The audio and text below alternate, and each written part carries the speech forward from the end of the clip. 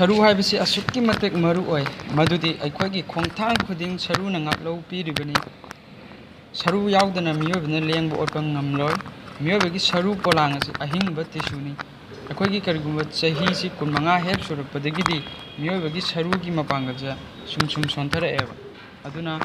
सही यामसिलकपगा लोइनना सरूगी मपांगलसु अदुम सोंथरएबा सोंथरक तारगदी osteoporosis हाइबा लाइनासि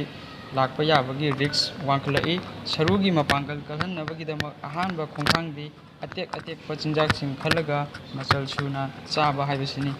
हाइना national osteoporosis foundation की report अमना फोंदोकली अखोइना नुमित खुदिंगी चारिबा चिंजाकता उहै वाहै अमसुंग मना मसिंगना हेना नमना चाबगा लोइनना कैफीन यावबा मही थकलोइदबनी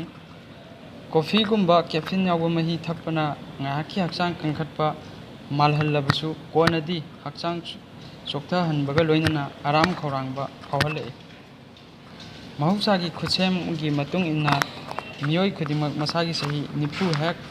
surakpadagidi saru pathaba haurakle maram aduna masagi sahi yankai helaba nupi ani khudingi manungda ama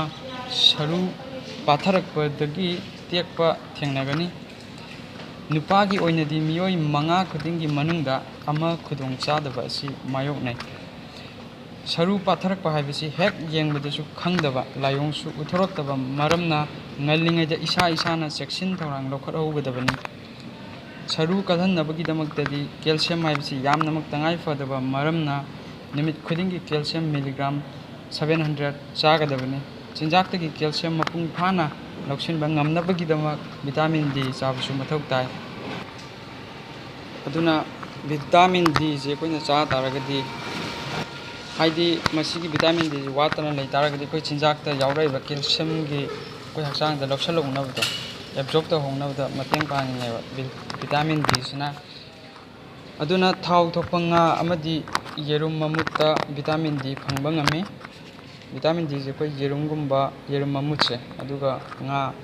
थाव थोपा हाइ तारगदी सालमन फिश असिगुंबा सी चारगदी कोइ vitamin D से दम फंगनी अदुगा दम सरू कैल्शियम जे लौसलगा सरूगी मपांगा जे कंखलक्तोइने का हेना सा चाबसु कोइ हक्चांगदा एसिड मखल अमा थोलएबा मदुना कैल्शियम जे चाथोखिबदगी सरू थोथोहलकपा हाइतारे अदुना मरम अदुना नुमित खुदिंगी चारिबा चिंजाकता अचाबा अमदा हंजिन चाबगी महुत्ता मखल सुना होंगलगा चाबा अमा मथौ ताई सरूगी दमक्ता होंगलगा चागदबनी मसिना सरू मपांगन कलहनबदा मतेंग पांगी हाइतारे अदुना खादगी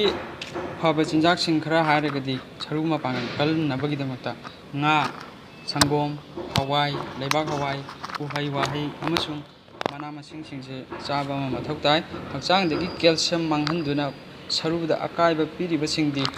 कई अकायबा पीगेदो येंगनरसि मैखु सिनबा यू थकपा